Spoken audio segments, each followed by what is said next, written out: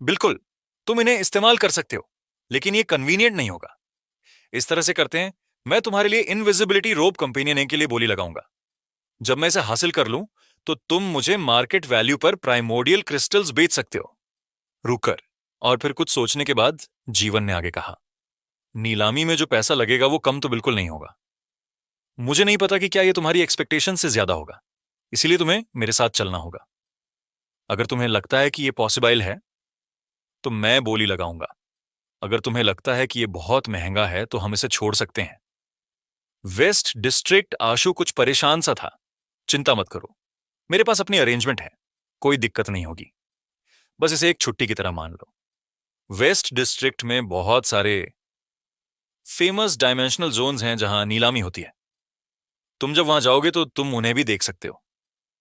जीवन आशु की चिंता को समझते हुए कहा, ठीक है। आशु इनविजिबिलिटी रोब में काफी इंटरेस्टेड था। इसके अलावा वो ये देखना चाहता था कि क्या वेस्ट डिस्ट्रिक्ट के डायमेंशनल जोन्स में छोटी हथेली के निशान हैं। अगर वहां छोटी हथेली के निशान होते, तो कुछ को डाउनलोड करना कोई बुरा आइडिया नहीं होता। आशु को कंपेनियन बीस्ट्स में एंजल्स, स्पिरिट्स और डेविल्स में गहरी दिलचस्पी थी। जाने से पहले आशु को अल्टीमेटली एंटीलोप और चूजे को महक के पास छोड़ना पड़ा। आशु ने पहले एंटीलोप और चूजे को कुछ प्राइमोर्डियल क्रिस्टल्स दिए थे, लेकिन वे उनमें बिल्कुल भी इंटरेस्टेड नहीं थे। तुम्हारी ट्रिप मेरे और ज्यादा नाश्ते तुम पर उधार करवा देगी। मुझे डर है कि दोपहर का खाना कर्ज चुकाने के लिए काफी नहीं होगा। महक ने उसे देखते हुए कहा, तो डिनर से इसे पूरा कर लेना। आशु ने कहा, मैं वजन कम करना चाहती हूं, इसलिए मैं डिनर नहीं करती। महक ने अपने होठों को सिकोड़ते हुए कहा। हालांकि उसने ऐसा कहा, महक ने फिर भी चूजे को ले लिया। एंटीलोप भी कॉन्शियसली उसके साथ चला गया। ऐसा लग रहा था जैसे वो थोड़ी जल्दी में था। और होता भी क्यों ना, उसे महक के साथ बेहतर खाने को जो मिलता था। इस बार जीवन पर्सनली आशु को वेस्ट डिस्ट्रिक्ट लेकर जाने वाला था।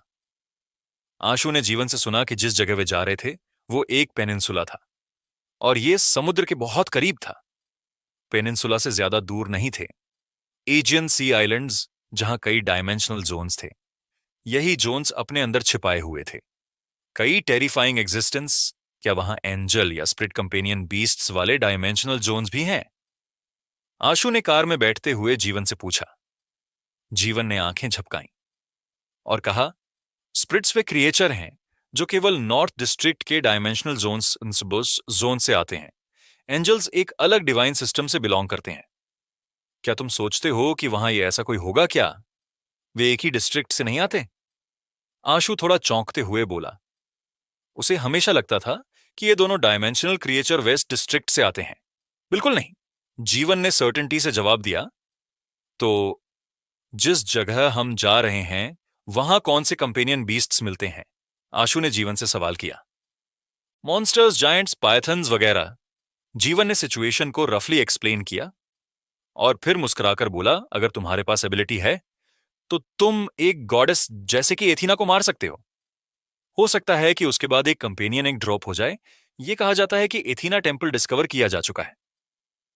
लेकिन यह कहना मुश्किल है कि क्या एथीना वाकई वहां है। मिथिकल क्रिएचर्स को छोड़ो, क्या वहां ज्यादा प्रैग्मेटिक इपिक कंपेनियन बीस्ट्स हैं?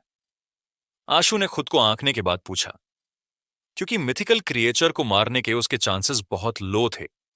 अब आशु सिर्फ टायरेंट बेहेमोथ का इवोल्यूशन कंप्लीट होने का इंतजार कर रहा था। जब वो एक मिथिकल क्लास पर इवोल्व हो जाएगा, तो आशु के पास मिथिकल क्रिएचर्स से लड़ने की रियल पावर होगी।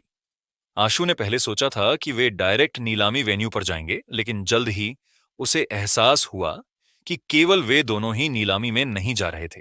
जीवन को दूसरों के साथ भी जाना था। सही मायने में जीवन और आशु एक प्लेन पर सवार होकर जाने वाले थे। आहूजा परिवार भी नीलामी में हिस्सा लेने जा रहा था। रोशन ने पूछा था कि क्या वे आशु और जीवन को साथ ले सकते हैं। इसका मतलब था कि वे आहूजा परिवार की प्रोटेक्शन में होंगे। क्या शेरगिल परिवार और 6 परिवारों के बीच नोक झोंक नहीं है? फिर भी आहूजा परिवार हमें क्यों अपने साथ ले जाने को राजी हो गया? आशु को यह बात अजीब लगी। हमारे बारे में तो छोड़ो, 6 परिवारों के बीच भी रिलेशनशिप ज्यादा कुछ खास नहीं है। उनके बीच भी कंपटीशन है, जो दूसरों से कहीं ज्यादा इंटेंस है। लेकिन जब बात इंटरेस्ट्स की होती है, तो ये कुछ और बात है। आहूजा परिवार को प्राइमोर्डियल गोल्ड की बहुत जरूरत है। हमारे पास भी कुछ ऐसी जरूरतें हैं जिन्हें आहूजा परिवार पूरा कर सकता है, इसीलिए हमारा रिलेशन काफी स्टेबल है। हालांकि आहूजा परिवार शुरू में हमारी रिक्वेस्ट को रिजेक्ट करना चाहता था, लेकिन किसी वजह से बाद में उन्होंने इसे मंजूर कर लिया। जीवन ने कहा जब वे पहुंचे तो एक बटलर जैसा इंसान जीवन और आशु का वेलकम करने आया और उन्हें एक प्राइवेट एयरपोर्ट पर ले गया। बटलर, इस बार आहूजा परिवार का इंचार्ज कौन है? जीवन ने पूछा। आहूजा परिवार में कई एक्सपर्ट थे। जीवन ये जानना चाहता था कि कौन इंचार्ज था ताकि वो कोई गलती ना कर दे। इस बार जो एशियन सी जा रही हैं, वो तीसरे मास्टर की इकलौती बेटी हैं, ओल्डर बटलर ने कहा। यह सुनकर जीवन हैरान हो गया। आहूजा परिवार की पिछली पीढ़ी में 3 भाई थे जो बेटों को पैदा करने में खासे माहिर थे। इसी वजह से उनके कई बेटे थे। पहले और दूसरे मास्टर के 8 बेटे थे, जबकि तीसरे मास्टर के 2 बेटे और 1 बेटी थी। आहूजा परिवार में केवल एक ही बेटी थी। इसे देखते हुए यह अंदाजा लगाना आसान था कि इस लड़की को कितना प्यार और दुलार मिला होगा। यहां तक भी कहा जाता है कि हर साल आहूजा परिवार के सभी बेटे अपनी बहन का बर्थडे सेलिब्रेट करने के लिए लौटते थे। हर एक ने कोई ना कोई रेयर ट्रीजर तैयार किया होता था। वो नजारा सांस को रोक देने वाला होता था। यह जरूर एक कहानी थी, क्योंकि आहूजा परिवार के पास केवल एक ही बेटी थी। वो एक प्रिंसेस की तरह थी, इसलिए जन्म से ही उसे पूरी तरह से प्रोटेक्ट किया गया था। अब तक आहूजा परिवार में भी हर कोई नहीं जानता था कि उसका नाम क्या है और ना ही वो कैसी दिखती थी। जीवन आहूजा परिवार की प्रिंसेस का नाम पूछना चाहता था, लेकिन बटलर जाहिर तौर पर ज्यादा बात नहीं करना चाहता था और पहले ही प्लेन में सवार हो चुका था। जीवन ने आहूजा परिवार की प्रिंसेस का जिक्र आशु से किया और मुस्कुराते हुए कहा, हम आज लकी हैं, शायद हमें उससे पर्सनली मिलने का मौका मिले। दोनों प्लेन में सवार हो गए और बटलर उन्हें अंदर ले आया। प्लेन के अंदर हर तरह की गुलाबी रंग की डेकोरेशंस थी, जिससे वो बहुत फेमिनिन लग रहा था। केबिन के अंदर एक यंग लड़की बैठी हुई थी जो 20 साल की उम्र की लग रही थी। वो आशु की इमेजिनेशन की प्रिंसेस से कुछ अलग थी। वो कम से कम जितनी वो सोचता था उतनी छोटी नहीं थी। हालांकि जब जीवन और आशु ने उसे ठीक से देखा तो उनकी आंखें चौड़ी हो गईं। क्या हुआ?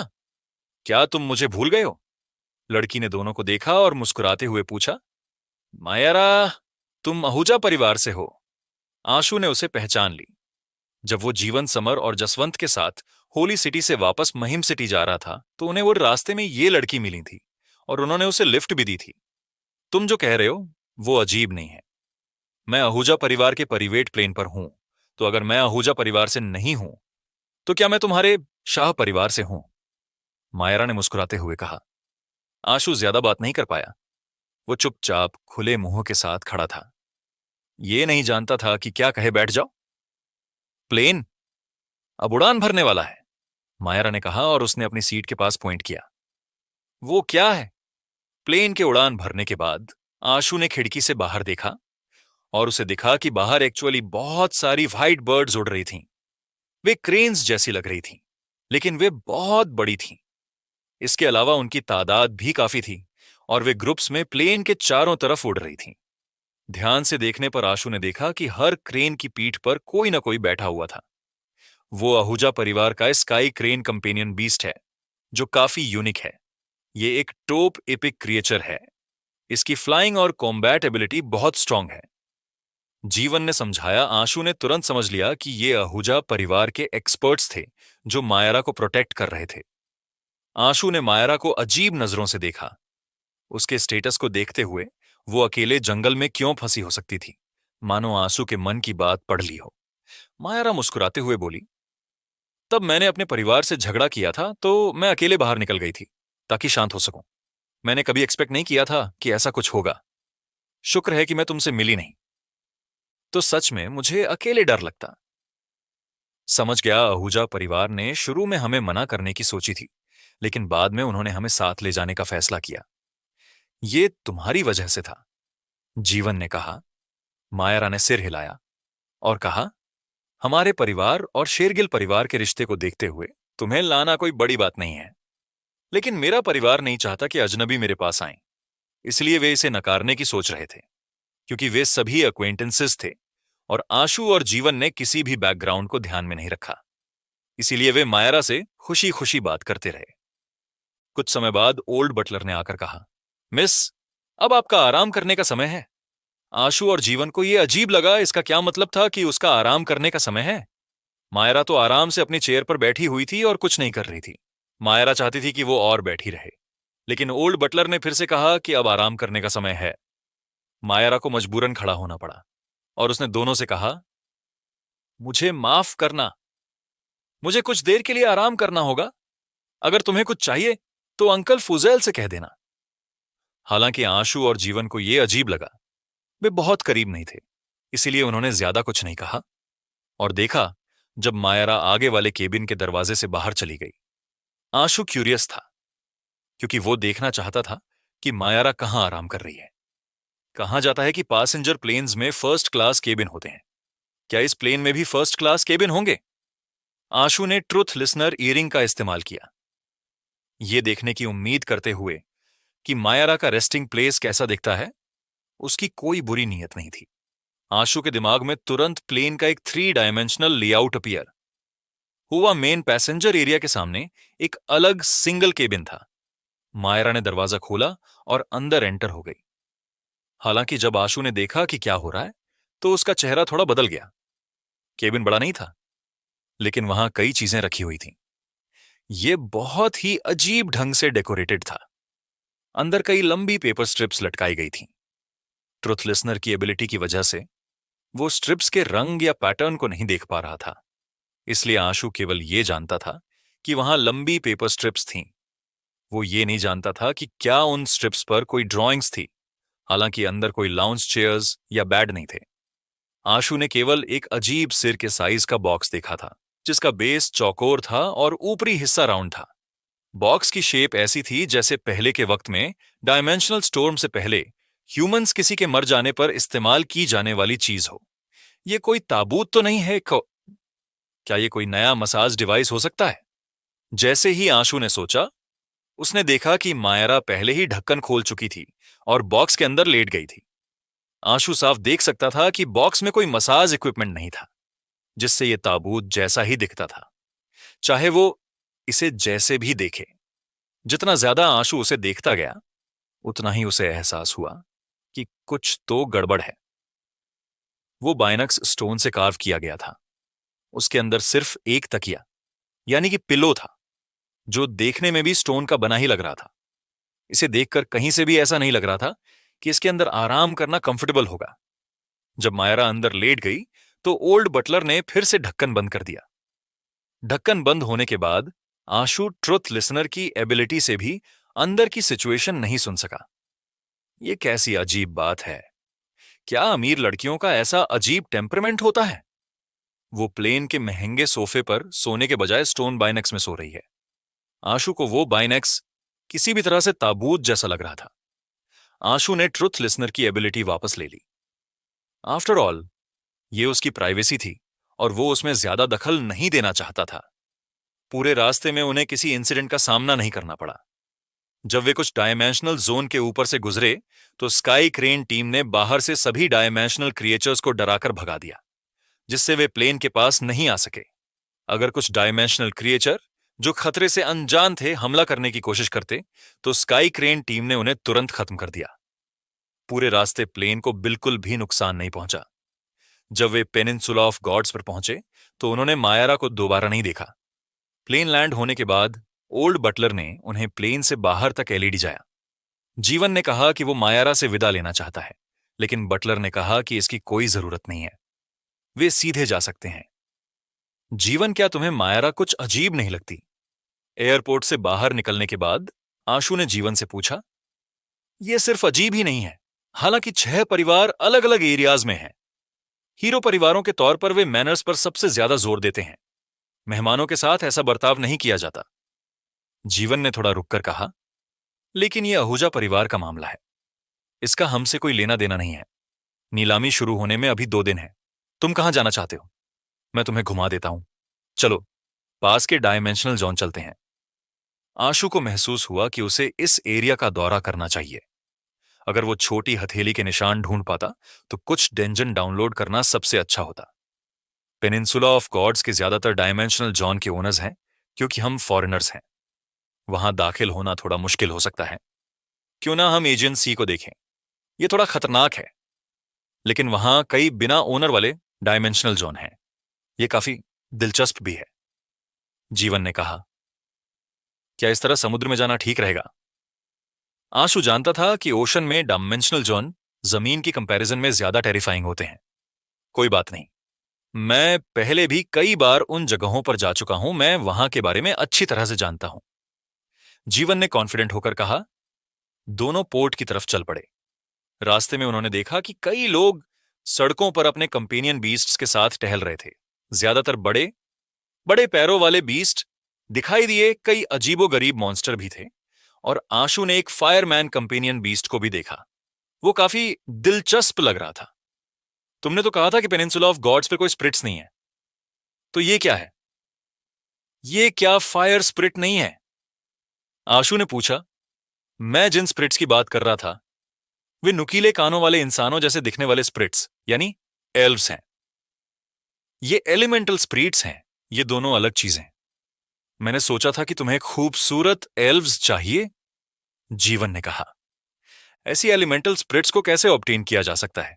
आशु ने पूछा। जब फायर स्प्रिट वाले इंसान ने आशु की बात सुनी तो वो मुस्कुराते हुए बोला, यह फोर्जिंग टेम्पल की एक इपिक फायर स्प्रिट है। फायर स्प्रिट्स बहुत रेयर होती हैं। इनके कंपेनियन एक ड्रॉप होने के चांसेस तो और भी कम है। मैं फोर्जिंग टेम्पल में 2.5 साल तक रहा, तब जाकर मुझे यह फायर स्प्रिट मिली। अगर तुम्हें दिलचस्पी है तो तुम भी अपनी किस्मत आजमा सकते हो। फोर्जिंग टेम्पल किस तरह की जगह है? आशु ने उस आदमी का फ्रेंडली नेचर देखकर पूछा। ये गॉड ऑफ मेटल वर्किंग का टेम्पल है।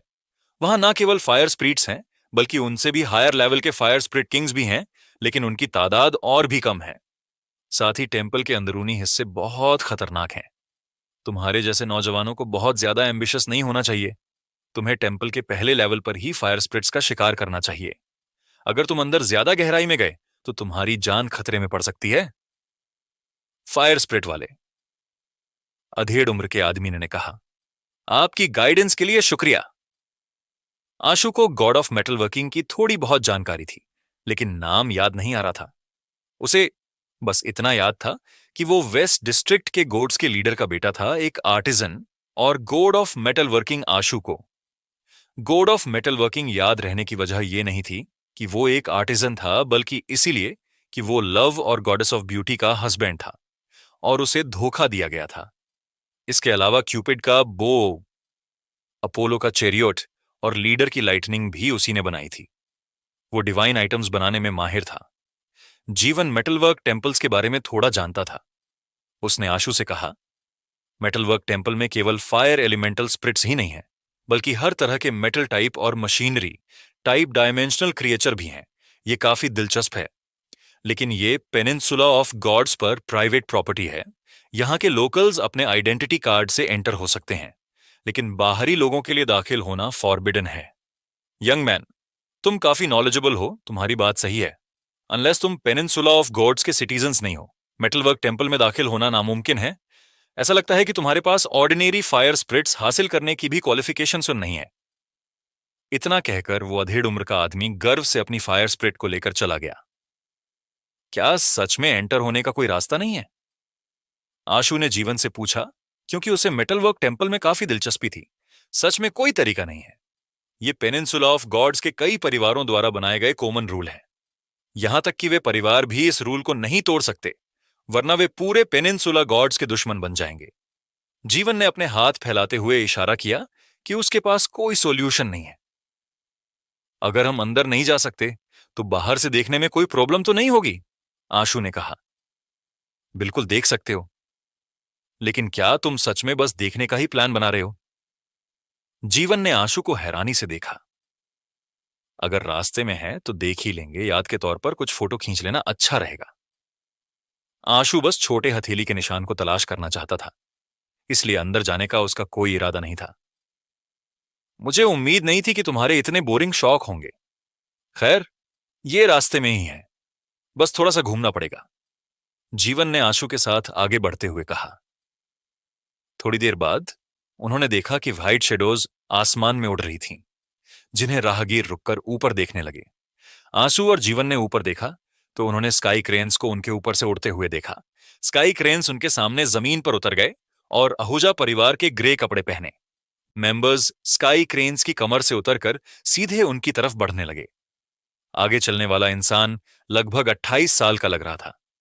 उसके पास डिग्निफाइड ऑरा थी, लेकिन वो ज्यादा दिखावटी नहीं था और बेहद हैंडसम था। वसीम, इसका क्या मतलब है? जीवन ने जल्दी ही लीडर को पहचान लिया और पलकें सिकोड़ लीं। वसीम ने कहा, मुझे माफ करें, मुझे आप दोनों से कुछ पूछना है। क्या बात है? जीवन ने पूछा। क्या आप दोनों ने प्लेन से उतरने के बाद मेरी बहन मायरा आहूजा को देखा है? वसीम ने पूछा। क्या वो प्लेन में आराम नहीं कर रही थी? हमने उसे उसके बाद से नहीं देखा। क्या हुआ? क्या आपको हमारी मदद की जरूरत है? जीवन ने पूछा। वसीम ने जीवन और आशु को ध्यान से देखा, जैसे ये कंफर्म कर रहा हो कि उन्होंने सच में मायरा को नहीं देखा। फिर वो हल्का सा झुककर बोला, शुक्रिया। अगर आप मेरी बहन मायरा से मिलें तो प्लीज मुझे तुरंत इन्फॉर्म करें। आहूजा परिवार आपका आभारी रहेगा। ठीक है, अगर हम उसे देखें तो तुरंत आपसे कांटेक्ट करेंगे, जीवन ने कहा। वसीम ने कोई झिझक नहीं दिखाई। विदा लेने के बाद वो स्काई क्रेन टीम के साथ रवाना हो गया। वो बहुत परेशान लग रहा था। लगता है आहूजा परिवार की छोटी प्रिंसेस काफी वरीइंग है, जीवन ने मुस्कुराते हुए कहा। दोनों बातचीत करते हुए मेटलवर्क टेम्पल की तरफ बढ़ने लगे, लेकिन अनफॉर्चुनेटली वहां गार्ड्स थे। आशु केवल दूर से दरवाजा देख सका, इसीलिए वो कोई छोटा हथेली का निशान नहीं देख पाया। थोड़ा निराश होकर वो जीवन के साथ पोर्ट की तरफ बढ़ा। जैसे ही वे समुद्र में जाने के लिए एक शिप रेंट पर लेने वाले थे, उन्होंने एक सूट और हैट में एक पर्सन को शिप पर उनकी तरफ हाथ हिलाते हुए देखा। तुम्हें आने में इतना समय क्यों लगा? मैं तुम्हारा कब से इंतजार कर रही हूं। उस पर्सन ने थोड़ा सिर उठाकर आंसू और जीवन से कहा। दोनों उसकी बात सुनकर चौंक गए। जब उन्होंने उस पर्सन का चेहरा देखा तो वो लड़कों के कपड़ों में मायरा थी। तुम लोग अभी भी वहां खड़े खड़े क्या देख रहे हो? जल्दी से बोर्ड पर आ जाओ। क्या तुम एजियन आर्किपेलेगो नहीं जाना चाहते? मायरा ने शिप से उन्हें आवाज दी। तुम्हें कैसे पता? आशु और जीवन ने हैरानी से एक दूसरे की तरफ देखा। उन्होंने तो प्लेन से उतरने के बाद ही एशियन आर्किपेलागो जाने का फैसला किया था। फिर भी मायरा को उनके इस प्लान के बारे में पता था और वो यहां उनका इंतजार कर रही थी। वे ये समझ नहीं पाए कि मायरा ने उनकी बातचीत कब सुनी थी। अगर मुझे कुछ जानना हो तो मैं खुद ही जान लेती हूं। शिप अभी चलने वाली है? क्या तुम आ रहे हो या नहीं? मायरा ने पूछा। तुम्हें पता है कि तुम्हारा भाई वसीम तुम्हें ढूंढ रहा है? जीवन ने पूछा। उनकी परवाह मत करो। अगर तुम लोग शिप पर नहीं आए तो मैं अकेले ही निकल जाऊंगी, मायरा ने होंठ सिकोड़ते हुए कहा और इंजन चालू करने ही वाली थी। आशु और जीवन ने थोड़ा सोचा और उनके पास कोई चारा नहीं बचा, तो वे शिप पर चढ़ गए। मायरा बहुत एक्साइटेड लग रही थी। उसने इंजन चालू किया और शिप को समुद्र की तरफ बढ़ाई और जोश में चिल्लाई, मैं पूरे समुद्र को जीतना चाहती हूं। तुम्हारी उम्र क्या है? कितनी बचकानी हो? जीवन ने मुस्कुराते हुए कहा, मुझे बचकाना चीजें पसंद है और तुम भी बचकाने हो, चाहे तुम इसे मानो या ना मानो। मायरा ने पलटकर जवाब दिया। जीवन मायरा के पास आया और बोला, मुझे इसे चलाने दो। समुद्र में बहुत से खतरे छिपे हुए हैं। मुझे सही रास्ता लेना होगा ताकि अननेसेसरी ट्रबल को अवॉइड किया जा सके। ये अच्छा है। मायरा ने बोट चलाने का काम जीवन को सौंप दिया। वो बोट के बो की तरफ गई और शाहरुख खान की तरह अपने हाथ फैला लिए, जैसे वो समुद्र को गले लगा रही हो। जैसे ही वे समुद्र में आगे बढ़े, सभी इलेक्ट्रॉनिक डिवाइस इफेक्ट होने लगे। उनमें तरह तरह के एरर आ रहे थे। फोन चालू तो हो सकते थे, लेकिन उनमें सिग्नल नहीं था। इसके अलावा हैंग होने के साइन भी नजर आ रहे थे। समुद्र खतरनाक होने की वजह से आशु ने किसी भी डेंजन को नहीं खेला और लगातार समुद्र के सरफेस पर ध्यान देता रहा। ज्यादा समय नहीं हुआ था कि अचानक उन्हें एक अजीब सा गाना सुनाई दिया। तीनों ने गाने की डायरेक्शन में देखा। दूर एक रॉक थी जिस पर एक यंग विमेन गा रही थी। हालांकि जब उन्होंने ध्यान से देखा तो पाया कि उस यंग विमेन के पैर नहीं थे। उसकी जगह एक फिशटेल थी। वो लोगों के सपनों की रानी मरमेड थी। जैसे ही उसे तीनों की नजरों का एहसास हुआ, मरमेड ने गाना बंद कर दिया और समुद्र में गोता लगाकर ऐसे गायब गायब हो गई जैसे गधे के सिर से सींग। मरमेड, वो सच में मरमेड थी। हम सच में बहुत लकी हैं। मैंने सुना है कि समुद्र में मरमेड्स बहुत रेयर होती हैं। मुझे नहीं लगा था कि समुद्र में निकलते ही हमें इतनी जल्दी एक मिल जाएगी, मायरा ने कहा। हालांकि जीवन ने कहा, कुछ मिथ्स में मरमेड्स को सायरन कहा गया है। समुद्र में उनसे सामना होना ओमिनस माना जाता है। क्यों? मायरा ने थोड़ा चौंकते हुए डिसबिलीफ में पूछा। मिथ्स के अनुसार सायरन जो इंसानी चेहरे और फिश बायंडी वाली होती हैं, रिवर गॉड की डॉटर्स हैं, उनकी आवाज इतनी मोहक होती है कि वो किसी का भी दिल बहका सकती है। उनके गाने से मोहित होकर नाविक अनजाने में अपनी शिप्स को छिपी हुई रीफ्स की तरफ ले जाते हैं और इवेंचुअली बर्बाद हो जाते हैं। जीवन ने सायरन की कहानी सुनाई। थैंकफुली वे मिथ्स और कहानियों के नाविक नहीं थे और ना ही वे किसी मोहक आवाज से फंसे। उनका सफर बहुत ही आरामदायक रहा। हालांकि उन्होंने समुद्र में कुछ डायमेंशनल क्रिएचर्स देखे, लेकिन किसी ने उन पर हमला नहीं किया। जब आशु ने एक आइलैंड देखा तो जीवन ने जहाज को आइलैंड के चारों ओर घुमाया, लेकिन वहां उतरने का कोई इरादा नहीं दिखाया। हम उस आइलैंड पर क्यों नहीं जा रहे? मायरा ने पूछा। यह है लीजेंडरी क्रीट आइलैंड। हो सकता है तुम इस नाम से फेमिलियर ना हो, लेकिन तुमने मिनोस के पैलेस के बारे में सुना होगा। लेजेंड्स के अनुसार माइनोटोर वहीं रहता है। जो भी अंदर गया है वो जिंदा वापस लौटकर नहीं आया। जीवन ने कहा। बोट आइलैंड को छोड़कर समुद्र के और गहरे हिस्से की तरफ बढ़ गई। जीवन जैसा उसने कहा था वाकई इस एरिया से बहुत फेमिलियर था।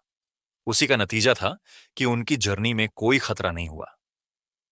जब वे एक साधारण से दिखने वाले आइलैंड पर पहुंचे तो जीवन ने बोट को वहां रोक दी। क्या यह आइलैंड भी एक डायमेंशनल जोन है? मायरा ने आइलैंड का मुआयना किया, लेकिन उसे वहां कोई पैलेस जैसा कुछ नहीं दिखा। एशियन सी में डायमेंशनल जोन आमतौर पर पैलेसेस की फॉर्म में होते हैं। ज्यादातर घोड्स जैसी एग्जिस्टेंस उन्हीं पैलेसेस के अंदर होते हैं। बिल्कुल समुद्र के डायमेंशनल जोन जमीन पर पाए जाने वाले डायमेंशनल जोन की तरह ऑब्वियस नहीं होते। एक्चुअली में पूरा एशियन सी ही एक ह्यूज डायमेंशनल जोन है। इतने कहने के साथ ही जीवन समुद्र बीच पर कूद गया और बोट को बांधते हुए बोला, इस आइलैंड पर कई वायंटर एलिमेंटल स्प्रिट्स हैं। तुम अपनी किस्मत आजमा सकते हो और एक वायंटर एलिमेंटल स्प्रिट कंपेनियन पाने की कोशिश कर सकते हो। फ्यूचर में जब तुम डायमेंशनल जोन्स में जाओगे तो तुम्हें पानी की चिंता नहीं करनी पड़ेगी। आशु और मायरा पानी की इंपॉर्टेंस को अच्छी तरह जानते थे। अगर वे किसी डायमेंशनल जोन में लंबे समय तक फंस जाएं, तो पीने के लिए पानी होने पर वे कुछ समय तक सरवाइव कर सकते हैं। हालांकि आशु ने अपनी केओस बीड में बहुत सारा खाना और पानी स्टोर कर रखा था, जिससे उसे पानी की कमी की चिंता नहीं थी। लेकिन एवरेज लोगों के लिए एक वाइंटर एलिमेंटल स्प्रिट कंपेनियन बीस्ट होना बहुत इंपॉर्टेंट था, भले ही वो लेजेंडरी स्टेज का ही क्यों ना हो। हालांकि वाइंटर एलिमेंटल स्प्रिट्स भी रेयर होती हैं। आमतौर पर ये केवल समुद्र में ही पाई जाती हैं, लेकिन जो लोग समुद्र में एंटर हो सकते हैं वे कम से कम ईपिक स्टेज पर होते हैं। इसके बावजूद समुद्र में जाकर भी वाइंटर एलिमेंटल स्प्रिट्स मिलें, यह भी तय नहीं होता। तीनों आइलैंड के अंदर गहराई की तरफ चल दिए। जल्द ही उन्होंने घास पर एक नीली पानी की बूंद को देखा जो एक जमी हुई फुटबॉल की तरह उछल रही थी। यह सबसे ऑर्डिनरी वाइंटर एलिमेंटल स्प्रिट है। यह एक लेजेंडरी क्लास का डायमेंशनल क्रिएचर है, जिसके पास आमतौर पर 2 टैलेंट स्किल होती हैं, वेंटरगन और वाटर बॉल। ये लंबी दूरी से अटैक कर सकते हैं। जीवन ने पानी की बूंद की तरफ इशारा करते हुए कहा, यह बस एक पानी की बाइनल है, इसका अटैकिंग पावर ज्यादा नहीं होगी। मायरा ने देखा कि वायंटर एलिमेंटल स्प्रिट बहुत प्यारी थी और उसे इसे गुदगुदाने और गले लगाने का मन हो रहा था। क्या तुमने कभी हाय प्रेशर वाले वायंटर जेट कटर को नहीं देखा? क्या ग्रेनाइट और स्टील काफी हार्ड नहीं है, फिर भी पानी उसे आसानी से काट सकता है? पानी की ताकत को हल्के में मत लो, यह तुम्हें मार डालेगा, जीवन ने सॉलम एक्सप्रेशन चेहरे पर लाते हुए कहा। जैसे ही तीनों बोल रहे थे, वायंटर एलिमेंटल स्प्रिट ने उन्हें डिस्कवर कर लिया और घास से कूदने ही वाला था। हवा में उसने एक पानी का खंभा अपने मुंह से रिलीज किया और आंसू की तरफ स्प्रे कर दिया। पानी का खंभा उंगलियों के साइज का था, लेकिन उसकी स्पीड चौंकाने वाली थी। आंसू झुका और पानी का खंभा 10 मीटर से ज्यादा दूर तक फैल गया और एक रॉक पर गहरी दरार छोड़ दी। आशु ने अपना बैम्बू ब्लेड निकाला और वायंटर एलिमेंटल स्प्रिट पर स्लैश किया, जिसने वायंटर एलिमेंटल स्प्रिट के शरीर को स्लाइस कर दिया। लेकिन उसके ब्लेड के स्लैश करने के बाद वायंटर एलिमेंटल स्प्रिट का शरीर अपनी ओरिजिनल स्टेट में वापस आ गया। वो बिल्कुल भी जख्मी नहीं हुई थी। पानी ब्लेड के अराउंड फ्लो हो जाएगा। वायंटर एलिमेंटल स्प्रिट के शरीर पर स्ट्राइक करना बेकार है। इसके शरीर में एक वायंटर एलिमेंटल क्रिस्टल होता है, उसे तोड़ो, तभी इसे मारा जा सकता है, जीवन ने कहा। आशु ने सिर हिलाया और वायंटर एलिमेंटल स्प्रिट के शरीर को केयरफुली ऑब्जर्व किया। सच में उसके शरीर में एक गहरे नीले रंग का मोती फ्लो हो रहा था। उसने अपनी सेबर से स्लैश किया और उस मोती को स्लाइस कर दिया। इस बार वायंटर एलिमेंटल स्प्रिट मोती के साथ चूर चूर हो गई और एक क्रिस्टल पीछे छोड़ गई। तुम्हारा लक काफी अच्छी है। तुम्हारी पहली वायंटर एलिमेंटल स्प्रिट से एक क्रिस्टल प्रोड्यूस हुआ, लेकिन अफसोस ये एक कंपेनियन एग नहीं है, खुद का, जीवन ने मुस्कुराते हुए कहा। आशु ने आइलैंड पर वायंटर एलिमेंटल स्प्रिट्स को ढूंढना कंटिन्यू रखा, उम्मीद करते हुए कि कोई कंपेनियन एग ड्रॉप हो जाए। हालांकि मायारा को कंपेनियन एग्स में कोई दिलचस्पी नहीं थी। वो सिर्फ तस्वीरें ले रही थी, जैसे कि वो एक टूर पे हो। वो वायंटर एलिमेंटल स्प्रिट थोड़ी अलग क्यों है? जब आशु और बाकी दो एक वाटरफॉल के पास पहुंचे तो उन्होंने एक अजीब वायंटर एलिमेंटल स्प्रिट देखी। नॉर्मल वायंटर एलिमेंटल स्प्रिट्स नीले रंग की होती हैं और स्फीरिकल शेप की होती हैं, या यूं कहें कि वे पानी की बूंदों की शेप में होती हैं। हालांकि ये वायंटर एलिमेंटल स्प्रिट सिल्वर रंग की थी। ये पानी की बूंद जैसी नहीं दिखती थी, बल्कि एक स्नेक जैसी थी। ये एक हाई लेवल वायंटर एलिमेंटल स्प्रिट होनी चाहिए। ये शायद इपिक क्लास की स्प्रिट है, सावधान रहना, जीवन ने वार्न करते हुए कहा। आंसू तो ऑलरेडी बहुत केयरफुल था। उसने स्टोन कवच बुलाया और सिल्वर वायंटर स्नेक स्प्रिट के पास नहीं गया। उसने अपनी ओवरलॉर्ड स्वॉर्ड बुलाई और दूर से ही उस पर स्लैश किया। वायंटर स्नेक ने डॉज नहीं किया। उसने अपना मुंह खोला और सिल्वर वायंटर स्प्रे कर दिया। हालांकि जो पानी उसने स्प्रे किया वो कुछ अजीब था। दरअसल वो एक वेनमस फैंग की शेप में था। एक स्वॉर्ड बीम ने स्लैश होते हुए वायंटर स्नेक के वेनमस फैंग को शैटर कर दिया और स्वॉर्ड बीम ने इसे स्लैश करते हुए आगे बढ़ना जारी रखा। जब सिल्वर वायंटर स्नेक ने देखा कि कुछ गड़बड़ है तो उसने पलटी मारी और वाटरफॉल के नीचे के पूल में घुस गया। उसका शरीर वैसे भी पानी जैसा ही था, इसलिए जैसे ही वो पूल में घुसा वो तुरंत गायब हो गया। खुली आंखों से उसकी लोकेशन का पता लगाना नामुमकिन था। शुक्र है कि आशु के पास ट्रुथ लिसनर था। ट्रुथ लिसनर ईयरिंग की एबिलिटी रंग की परवाह किए बिना काम करती थी, इसलिए उसने तुरंत पूल में सिल्वर वायंटर स्नेक को डिस्कवर कर लिया। जब आशु ने उसका पीछा किया तो साथ ही उसने पूल में एक स्वॉर्ड बीम भी भेज दी। स्वॉर्ड बीम ने घूमते हुए पानी के सरफेस को चीर दिया और फिर सिल्वर वायंटर स्नेक के शरीर को टुकड़ों में स्लाइस कर दिया, यहां तक कि उसके शरीर में मौजूद वायंटर एलिमेंटल क्रिस्टल भी शैटर हो गया।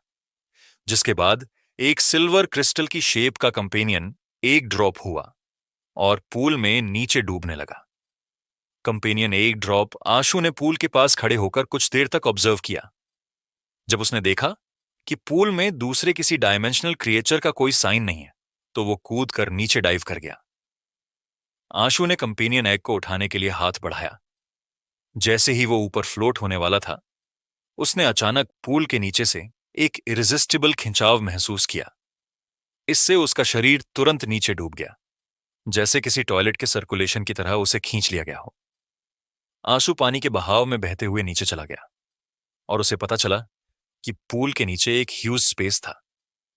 नीचे समुद्री पानी चर्न हो रहा था।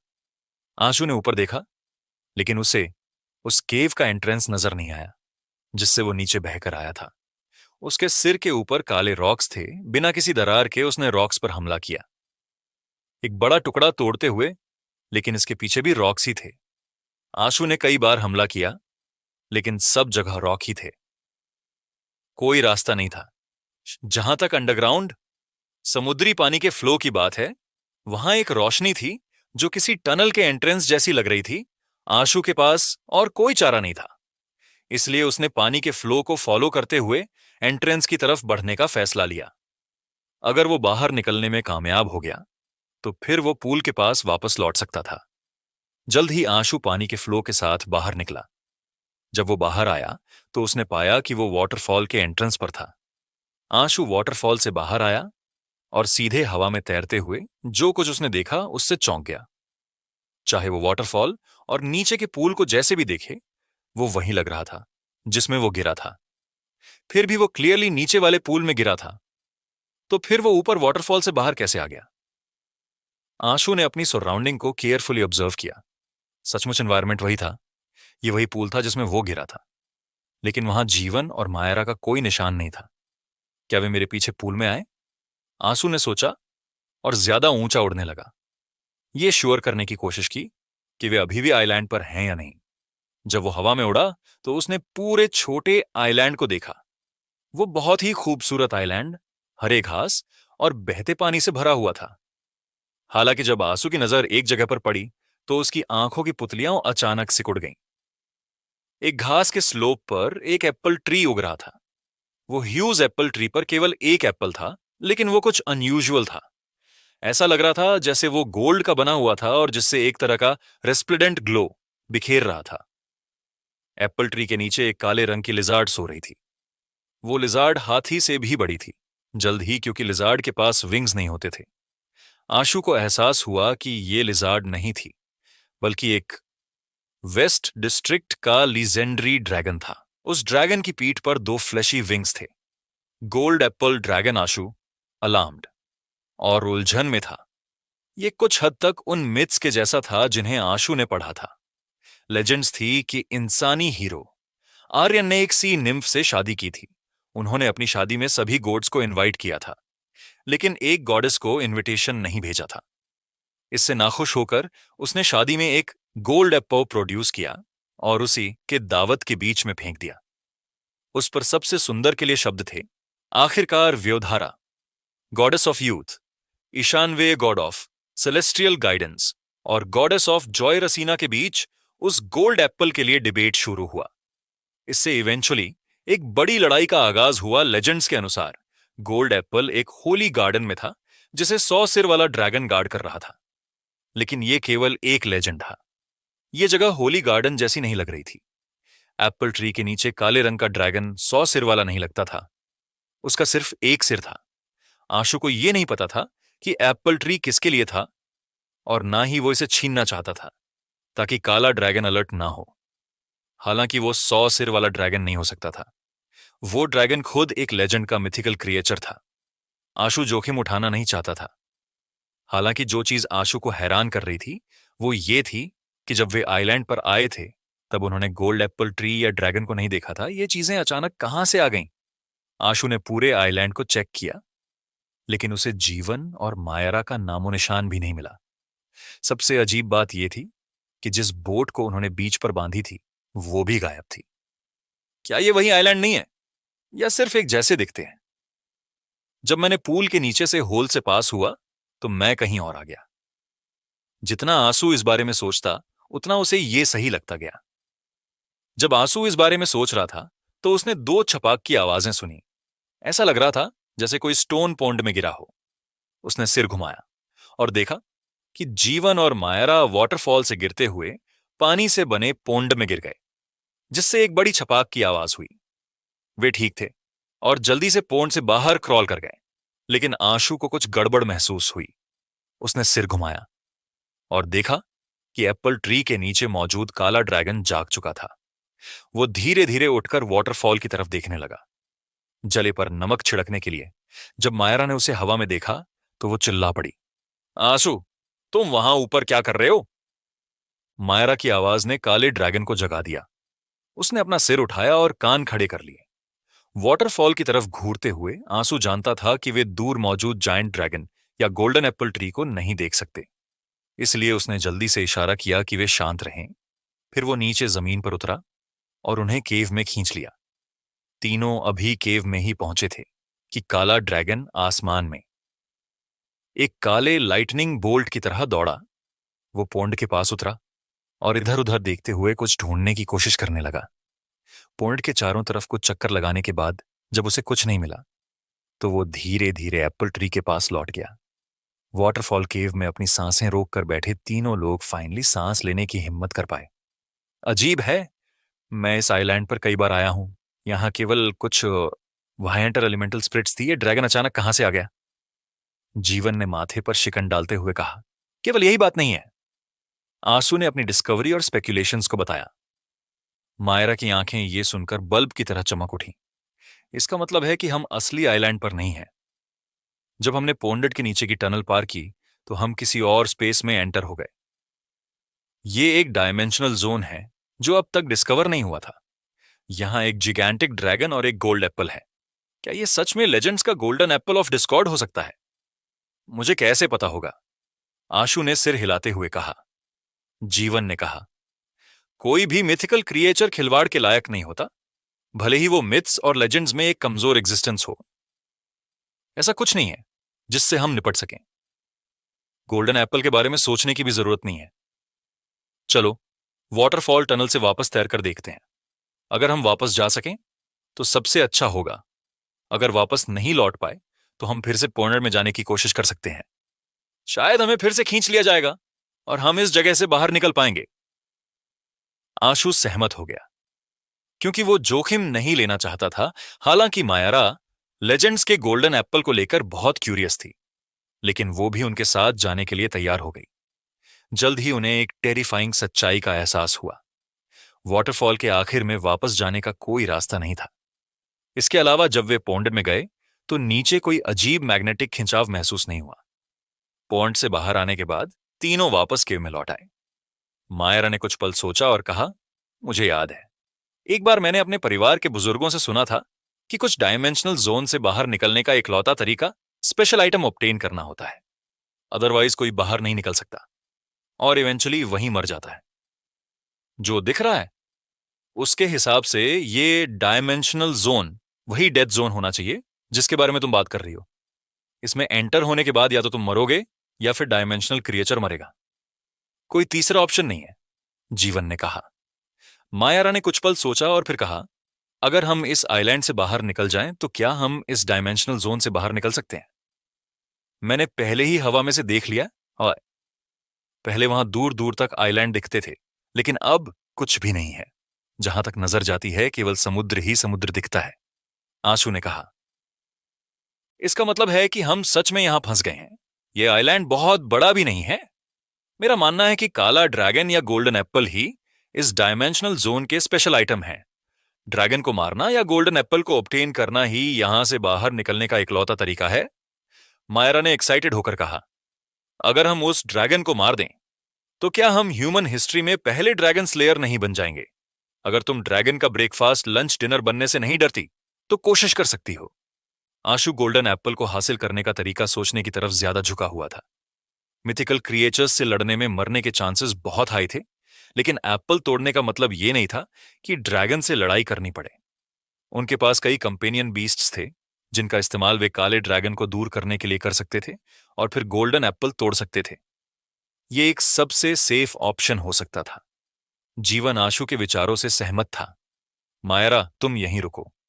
आशु और मैं कोशिश करेंगे कि ड्रैगन को दूर ले जाएं और गोल्डन एप्पल तोड़ सकें। मैं क्यों रुकूं? मायरा ने हैरानी से पूछा। क्योंकि हम दोनों एप्पल चुराने वाले चोर बनने जा रहे हैं। अगर हम दोनों नाकाम हो जाते हैं तो तुम्हारी बारी होगी ड्रैगन स्लेइंग हीरोइन बनने की। जीवन ने कहा, बिल्कुल सही। मैं ऐसे छिपकर किए जाने वाले काम नहीं कर सकती। मायरा ने सिर हिलाते हुए कहा। जीवन ने आशु से गोल्डन एप्पल की लोकेशन और डिटेल के बारे में पूछने के बाद उसके साथ वाटरफॉल से चुपके से बाहर निकलने की तैयारी की। मेरे पास एक प्राइमोडियल एनर्जी स्किल है जो मेरे ऑरा को कन्वर्ज कर देती है। शायद ड्रैगन मुझे डिस्कवर नहीं कर पाएगा, भले ही मैं उसके करीब जाऊं। जब मैं पास पहुंच जाऊंगा तो मैं एक कंपेनियन बीस्ट को बुलाऊंगा ताकि ये देख सकूं कि ड्रैगन कितना पावरफुल है, जीवन ने आशु से कहा और फिर धीरे धीरे आगे बढ़ने लगा। आशु ने उसे स्नेक की तरह चुपचाप आगे बढ़ते देखा। अगर वो अपनी आंखों से उसे देख ना रहा होता तो वो उसकी एग्जिस्टेंस को सेंस भी नहीं कर पाता। आशु जीवन की चालाकी और मल्टी डायमेंशनल एबिलिटीज की सराहना करने से खुद को रोक नहीं सका। उसकी एबिलिटीज उससे कहीं ज्यादा मल्टी फैसेटेड थीं। आशु के पास ऐसी कोई प्राइमोडियल एनर्जी स्किल नहीं थी और वो इस बात की भी गारंटी नहीं दे सकता था कि ड्रैगन उसे डिस्कवर नहीं कर पाएगा। इसलिए उसने करीब जाना अटेम्प्ट नहीं किया। उसने पास ही एक ऊंची जगह को चूज किया और दूर से गोल्डन एप्पल ट्री और काले ड्रैगन को देखने लगा। कुछ समय बाद जीवन गोल्डन एप्पल ट्री से 1000 मीटर से भी कम दूरी पर पहुंच गया। उसने खुद को जमीन पर और भी प्रेस कर लिया और उसके कवच ने अपने आप रंग बदल लिया, जिससे वो लगभग घास के साथ मिल गया। फिर आंसू ने देखा कि जीवन ने एक लियोपार्ड जैसे कंपेनियन बीस्ट को बुलाया। वो कंपेनियन बीस्ट दहाड़ते हुए गोल्डन एप्पल ट्री की तरफ दौड़ने लगा। काला ड्रैगन सोया नहीं था। वो तुरंत खड़ा हो गया और लियोपर्ड जैसे कंपेनियन बीस्ट को देख लिया। उसने अपने पंख फड़फड़ाए और आसमान में काले लाइटनिंग बोल्ट की तरह तेजी से उड़ा। लियोपर्ड उसका मुकाबला बिल्कुल भी नहीं कर सका। जैसे ही उसने फ्लेम्स से बनी बाइनल अपने मुंह से उगली, काले ड्रैगन ने उसे निगल लिया। क्या तेज स्पीड है! आशु हैरान रह गया। ड्रैगन की स्पीड लगभग टेंपल के वोल्फ या टाइगर जैसे मिथिकल क्रिएचर के बराबर थी। हालांकि यह थोड़ी वीक थी, लेकिन इसकी स्पीड ऐसी थी कि एपिक स्टेज के इंसान उसका मुकाबला नहीं कर सकते थे। लियोपर्ड एक एपिक क्रिएचर था, लेकिन काले ड्रैगन के सामने कोई भी जोर जबरदस्ती भी नहीं कर सका। जीवन घास पर बिना हिले डुले पड़ा रहा। ड्रैगन ने लियोपर्ड जैसे कंपेनियन बीस्ट को निगलने के बाद जोर से दहाड़ मारी और आइलैंड पर लाइटनिंग की तरह इधर उधर दौड़ने लगा, मानो घुसपैठियों को ढूंढ रहा हो। आशु भी घास में बिना हिले डुले लेटा हुआ था। कई बार काला ड्रैगन उसके पास से गुजरा, जिससे उसका दिल जोर जोर से धड़कने लगा। यह कोई गेम नहीं था। अगर काले ड्रैगन ने उसे देख लिया तो उसके मरने के चांसेस बहुत ज्यादा थे। फाइनली काला ड्रैगन शांत हो गया और गोल्डन एप्पल ट्री के पास लौट आया। कुछ समय बाद वो थका हुआ लग रहा था। जब वो ट्री के नीचे आराम करने लेट गया तो जीवन धीरे धीरे पीछे हट गया। उसने आंसू को इशारा किया और दोनों धीरे धीरे वाटरफॉल के किनारे तक वापस आ गए। वाटरफॉल की आवाज उनकी आवाज को छुपा सकती थी। यहां अगर वे कोई हलचल भी करते तो भी ड्रैगन का ध्यान इस तरफ आने की पॉसिबिलिटी कम ही थी। यह आइलैंड बहुत छोटा है। उस काले ड्रैगन की स्पीड को देखते हुए चाहे हम उसे कहीं भी लुभाने की कोशिश करें, वो तुरंत एप्पल ट्री के पास लौट सकता है। लगता है उसे लुभाकर दूर ले जाना काम नहीं करेगा। जीवन ने केव में लौटने के बाद कहा, ड्रैगन को दूर ले जाने के लिए उसे काफी दूर तक ले जाना होगा। अगर वे अभी गोल्डन एप्पल ट्री के पास गए तो ड्रैगन के वापस आने पर वे मारे जाएंगे। ये प्लान क्लियरली बेकार था। तुम्हारा क्या ख्याल है? जीवन ने आशु से पूछा। आशु ने कुछ देर सोचा और कहा, हम सीधे इसका सामना नहीं कर सकते। मरने के चांसेस बहुत ज्यादा है। हमें दूसरे सॉल्यूशन ढूंढने होंगे। कुछ रुककर आशु ने कहा, मेरे पास एक आइडिया है। अगर मैं काले ड्रैगन को कुछ सेकंड के लिए रोक सकूं तो क्या तुम गोल्डन एप्पल तोड़ने के लिए कॉन्फिडेंट हो? तुम कितनी देर तक इसे रोक सकते हो? जीवन ने कुछ सोचने के बाद पूछा। ज्यादा से ज्यादा 10 सेकंड और कम से कम 5 सेकंड। लेकिन उससे पहले मुझे कंपेनियन बीस्ट्स का इस्तेमाल करके इसकी पावर कंफर्म करनी होगी। तभी मैं एग्जैक्ट टाइम बता सकता हूं। आशु ने सीरियसली कंसिडर करने के बाद कहा, अगर तुम इसे 6 सेकंड के लिए रोक सकते हो तो मैं गोल्डन एप्पल तोड़ सकता हूं और वापस आ सकता हूं। जीवन ने केयरफुल ऑब्जर्वेशन के बाद कहा, तो चलो इसे आजमाते हैं। आशु ने पहले काले ड्रैगन की पावर को फिगर आउट करना प्लान किया। मेरे पास अभी भी कई कंपेनियन बीस्ट्स हैं। चलो इसे कुछ और बार आजमाते हैं और काले ड्रैगन की एबिलिटी को अच्छी तरह से समझते हैं, फिर उस पर हमला करते हैं। जीवन ने कहा, क्या मैं कुछ कर सकती हूं? मायरा ने पूछा। प्लीज यहीं पर रहकर हमें चीयर करो। जीवन ने उससे कहा, ठीक है, मैं तुम्हें चीयर करूंगी। मायरा ने कहा। वो सच में ड्रैगन स्लेइंग हीरोइन बनने का इरादा नहीं रखती थी। इसके अलावा वो केवल लेजेंडरी स्टेज पर थी जो आशु और जीवन से कमजोर थी। वो केवल मजाक कर रही थी। आशु और जीवन ने फिर से केव छोड़ी और एक हिडन स्पॉट ढूंढा। उन्होंने अपने कंपेनियन बीस्ट्स को बुलाया और उन्हें अलग अलग जगहों पर तैनात कर दिया। तैयारियों के बाद कंपेनियन बीस्ट्स ने अलग अलग जगहों से काले ड्रैगन पर हमला किया। जीवन के पास अनगिनत कंपेनियन बीस्ट्स थे और आशु के पास भी काफी थे, लेकिन उनके कंपेनियन बीस्ट्स बेकार साबित हुए। उनमें से कोई भी जिंदा नहीं बचा। आशु ने ब्लड थ्रेड वर्म्स को ड्रैगन के शरीर में चुपके से घुसाने की कोशिश की, लेकिन जैसे ही ब्लड थ्रेड वर्म्स उसकी स्किन में घुसे वे तुरंत मर गए। इसी तरह ईपिक पॉइजन बैट भी जब उड़कर ड्रैगन के पास गया तो काले ड्रैगन ने उसे निगल लिया। दोनों ने कम से कम 30 कंपेनियन बीस्ट्स को सैक्रिफाइस कर दिया। इनमें से कोई भी काले ड्रैगन के सामने 5 सेकंड तक भी टिक नहीं पाया। इससे उन्हें काले ड्रैगन की टेरिफाइंग स्ट्रेंथ का पूरी तरह से एहसास हो गया। हालांकि ऐसा इसलिए भी था क्योंकि दोनों ने अपने पसंदीदा कंपेनियन बीस्ट्स का यूज नहीं किया। उन्होंने केवल ऐसे कंपेनियन बीस्ट्स को रिलीज किया जो बलि के बकरे की तरह काम कर सके। हालांकि कंपेनियन बीस्ट्स के अलग अलग तरह के हमलों ने काले ड्रैगन को अपनी कुछ एबिलिटीज का इस्तेमाल करने के लिए मजबूर किया। इससे जीवन और आशु को काले ड्रैगन की एबिलिटीज को बेहतर ढंग से समझने का मौका मिला। इसकी स्पीड हमसे कहीं ज्यादा फास्ट है और स्ट्रेंथ भी ज्यादा है। मेरा strength type epic companion beast इससे आसानी से सुप्रेस हो गया।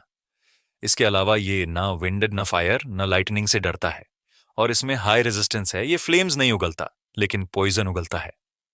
जीवन ने अपनी ऑब्जर्वेशन के आउटकम लिस्ट आउट किए। फिर उसने आशु की तरफ देखते हुए पूछा, तुम्हारा क्या आइडिया है?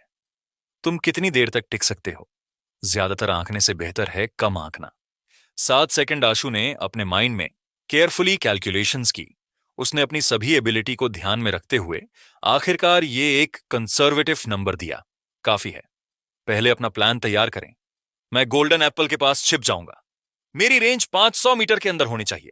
फिर तुम अपने कंपेनियन बीस्ट्स का इस्तेमाल करके इसे दूर लुभाकर ले जाओ और 7 सेकंड तक इसे रोकने का कोई तरीका ढूंढो। बाकी काम मुझ पर छोड़ दो।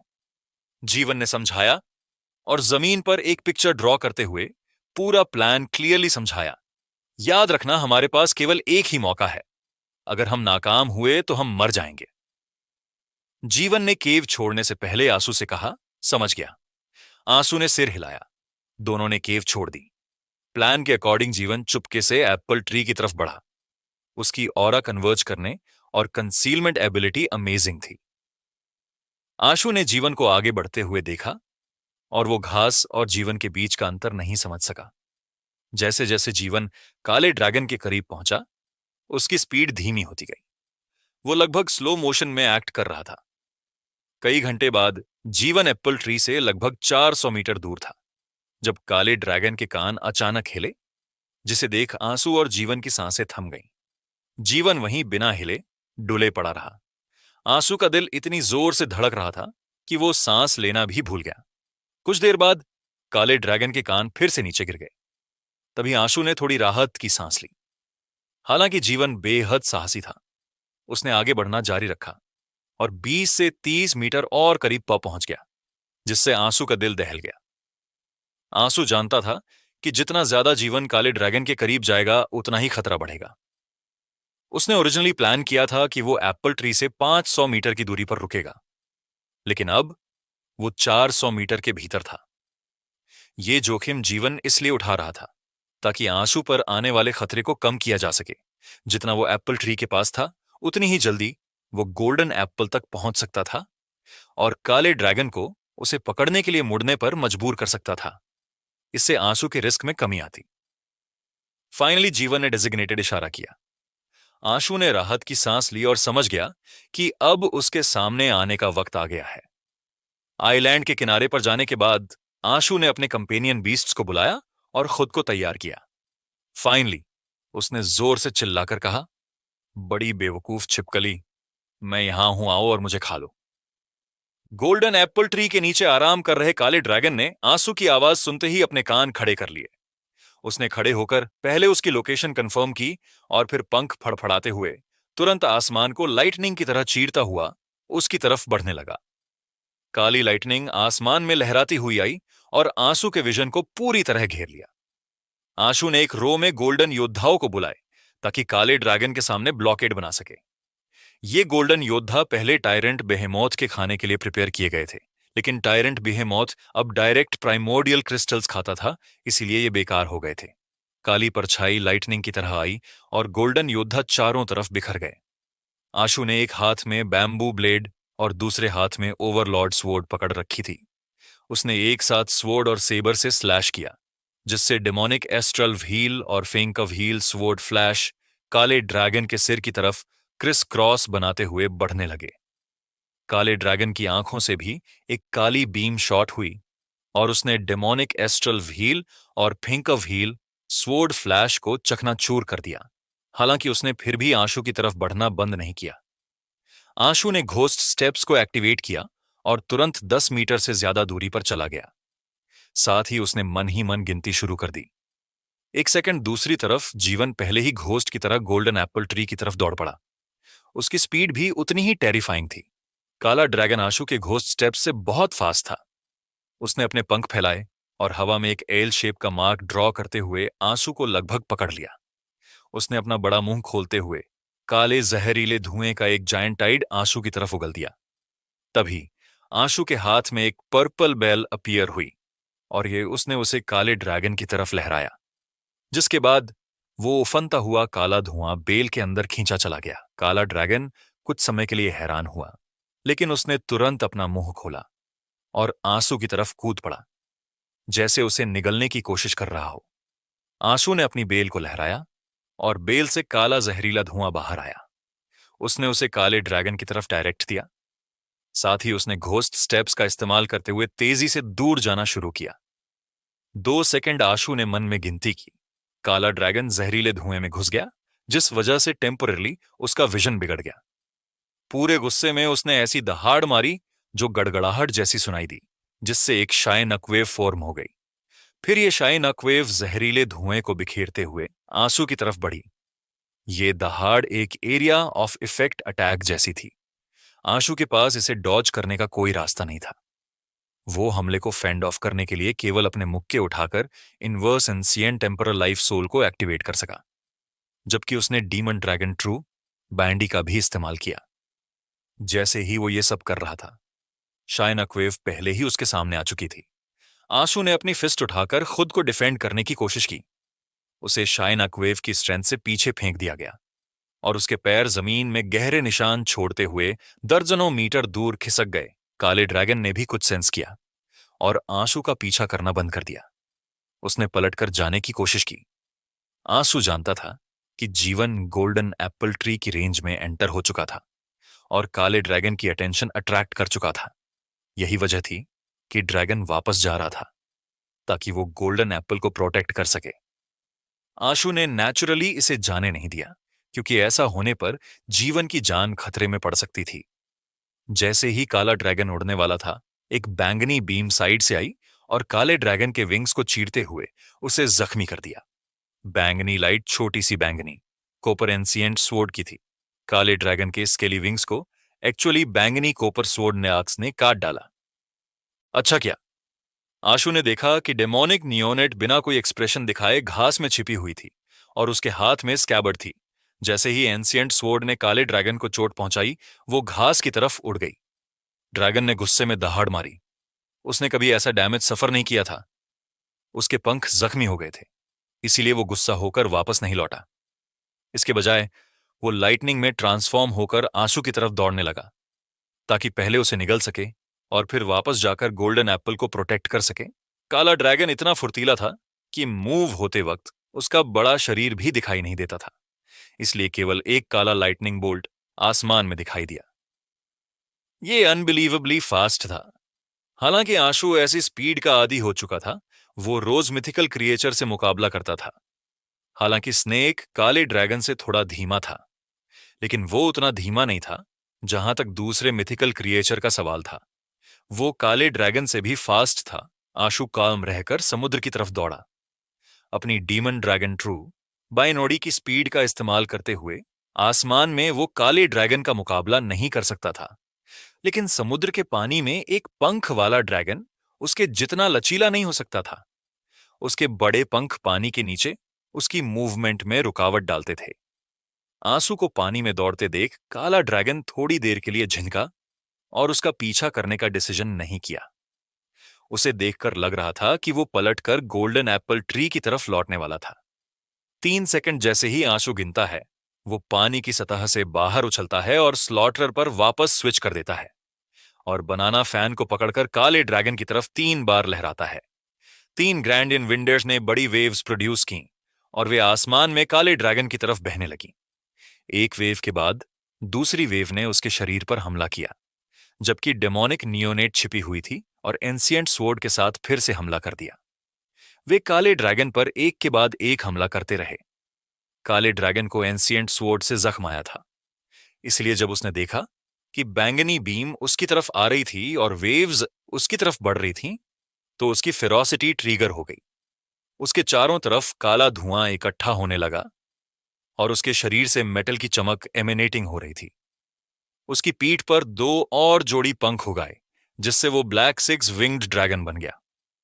उसके शरीर पर ब्लैक फ्लेम्स जलने लगी और उसके 6 विंग फड़फड़ाए। काली फ्लेम्स वोल्केनो की तरह इरप्ट हुई और ग्रैंडियन विंड को ब्लॉक कर दिया, जबकि एंशिएंट स्वॉर्ड को हवा में उड़ा दिया। वो ब्लैक सिक्स विंग्ड ड्रैगन जो डेविलिश नजर आ रहा था, उसकी आंखों में काली फ्लेम्स जल रही थी, जैसे वो किसी डेविलिश अबिस से निकला हो। अचानक वो नीचे की तरफ झपट पड़ा और उसकी स्पीड एक बार फिर बढ़ गई। वो एक अनबिलीवेबल लेवल तक पहुंच चुका था, जिस वजह से आशु समय पर रिएक्ट नहीं कर सका। वे प्रीवियस एक्सपेरिमेंट्स में ड्रैगन को ऐसी कोई फोर्स प्रोड्यूस करने पर मजबूर नहीं कर सके थे, लेकिन आशु ऐसा कुछ होने के लिए पहले से ही मेंटली प्रिपेयर था।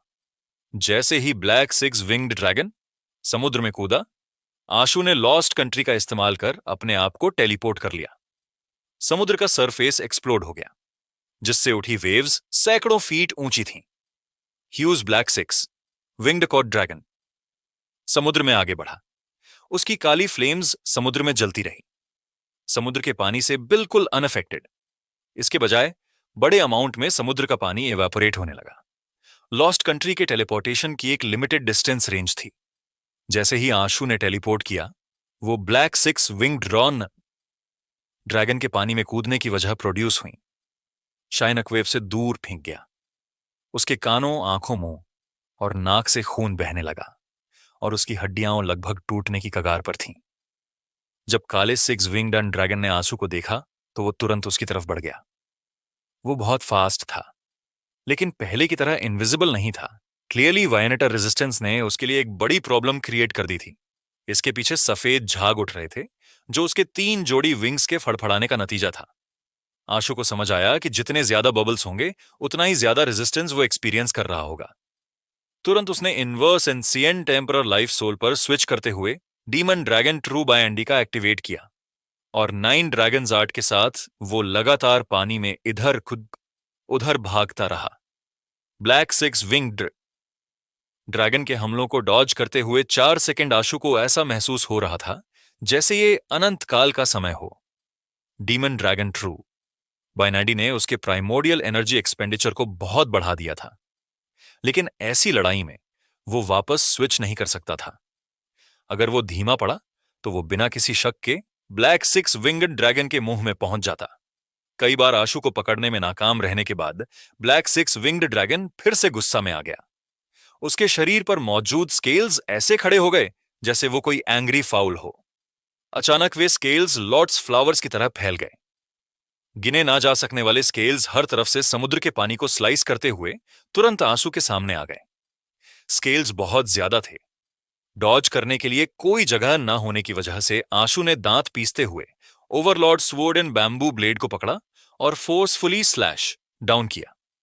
ओवरलॉर्ड स्वॉर्ड और बैम्बू ब्लेड ने रोशनी वाले स्केल्स को स्लैश किया। डीमन ड्रैगन ट्रू बायंडी की स्ट्रेंथ के साथ उसने सामने के 2 स्केल्स को शैटर कर दिया, लेकिन उसके बाद के स्केल्स तो जैसे टोप के गोले की तरह उस पर हमला करने के लिए बढ़ रहे थे। आशु ने अपनी पूरी ताकत से ब्लेड्स को ब्लॉक करने के लिए चलाने की कोशिश की, लेकिन वो फिर भी उन्हें ब्लॉक नहीं कर सका। रोशनी वाले स्केल्स उसके शरीर से होते हुए पार गए और तुरंत म्यूटेटेड स्टोन ची के कवच को काटते हुए उसके फ्लैश और हड्डियों को भी स्लाइस कर डाला। ताजे खून तुरंत समुद्र के पानी को लाल कर दिया। आंसू पीछे की तरफ उड़ा, समुद्र में एक लंबा ब्लड पुल छोड़ते हुए जो एक खून से भरे ड्रैगन की तरह था। 5 सेकंड डीमन ड्रैगन ट्रू बायंडी का इफेक्ट अपने आप खत्म हो गया। आशु केवल स्लॉटरर पर वापस स्विच कर सका, हालांकि उसकी प्राइमोर्डियल एनर्जी तुरंत फुल हो गई, लेकिन उसके जख्म पहले जैसे ही थे और उसे डीमन ड्रैगन ट्रू बायंडी में वापस स्विच करने का मौका नहीं मिला था। इसका कारण यह था कि ब्लैक सिक्स विंग्ड ड्रैगन ने पहले ही समुद्र के पानी को चीरते हुए एक एंशिएंट बीस्ट की तरह तेजी से हमला कर दिया था। अगर आशु इनवर्स एंशिएंट एम्परर पर वापस स्विच करता और डीमन ड्रैगन ट्रू बायनाडी को यूज करता, तो उसका शरीर एक पल के लिए फ्रीज हो जाता। यही वो वक्त होता जब ब्लैक सिक्स विंग्ड वाले ड्रैगन के पास उसे कई 100 बार मारने का मौका होता। साई ऑफ द किंग को फोर्सफुली एक्टिवेट करते ही पावरफुल फोर्स उसके शरीर में फैल गई, लेकिन इसने उसके जख्मी शरीर को और भी ज्यादा दर्द पहुंचाना शुरू कर दिया। ब्लैक सिक्स विंग्ड ड्रैगन से बिना लड़े आशु ने अपनी सारी स्ट्रेंथ लगा दी और घोस्ट स्टेप्स का इस्तेमाल करते हुए समुद्र से तोप के गोले की तरह बाहर कूद पड़ा। वो हवा में चलता रहा और बीच की तरफ बढ़ा। साई ऑफ द किंग का असर लिमिटेड टाइम के लिए था और आशु की बाइंडी इतनी इमेंस स्ट्रेंथ को विथस्टैंड नहीं कर पा रही था। लड़ाई में एक मिथिकल क्रिएचर को मारने के लिए यह टाइम इनफ नहीं होता। अगर वो ड्रैगन मिथिकल क्रिएचर मरा नहीं तो वो खुद एक्सप्लोड होकर मारा जाता। ब्लैक सिक्स विंग्ड ड्रैगन उसके पीछे दौड़ने लगा। उसकी स्पीड बीच हवा में ही तुरंत बढ़ गई। आशु के साई ऑफ द किंग को एक्टिवेट करने के बावजूद उनके बीच की दूरी तेजी से घटने लगी। पीछे से ड्रैगन की दहाड़ सुनाई दी। आंसू को पहले ही पीछे से आ रही टेरिफाइंग शाइन अक्वेफ की आवाज सुनाई देने लगी। आंसू ने ओवरलॉर्ड स्वॉर्ड कसकर पकड़ ली और डेमोनिक एस्ट्रल व्हील को स्लैश आउट कर दिया। साई ऑफ द किंग के ऑगमेंटेशन के साथ blood red sword beam shine अक्वेफ को स्लाइस करते हुए ब्लैक सिक्स विंग्ड ड्रैगन के सिर पर जोरदार हमला करने के लिए आगे बढ़ी। ब्लैक सिक्स विंग्ड ड्रैगन ने डॉज करने के लिए अपने पंख फड़फड़ाए, यहां तक कि उसे भी डेमोनिक एस्ट्रल व्हील से खुद को डिफेंड करने में डर लग रहा था, जिसे साइन ऑफ द किंग से ऑगमेंटेशन मिला हुआ था। पहले की तरह उसने अपने शरीर का इस्तेमाल इसके हमले को विथस्टैंड करने के लिए नहीं किया।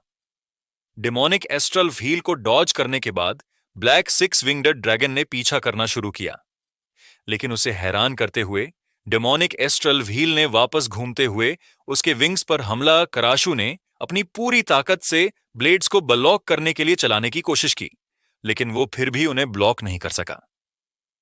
रोशनी वाले स्केल्स उसके शरीर से होते हुए पार गए और तुरंत म्यूटेटेड स्टोन ची के कवच को काटते हुए उसके फ्लैश और हड्डियों को भी स्लाइस कर डाला। ताजे खून तुरंत समुद्र के पानी को लाल कर दिया।